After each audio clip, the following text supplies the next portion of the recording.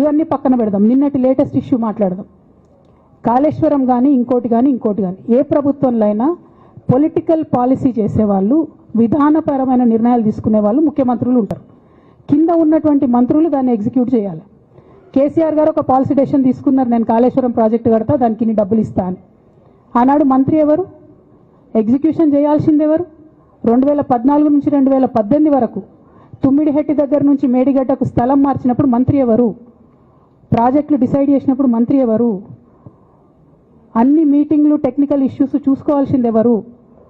ఇవన్నీ రేవంత్ రెడ్డి గారు మాట్లాడారు. నేను మొత్తం అసెంబ్లీ స్పీచ్ చూడరు మీరు, వీళ్ళ మ్యాచ్ ఫిక్సింగ్ అనేది మీకు తెలిసిపోతుంది. ఏం మాట్లాడరు ఆయన. ఎంతసేపు కేసీఆర్ కాళేశ్వరం కట్టిండు, కేసీఆర్ కుటుంబం 1,00,000 కోట్లు తిన్నది.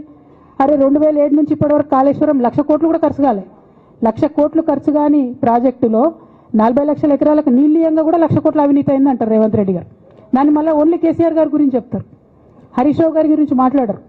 ఎందుకంటే ఇంటర్నల్ అండర్స్టాండింగ్ ఉంది వీళ్ళిద్దరికి.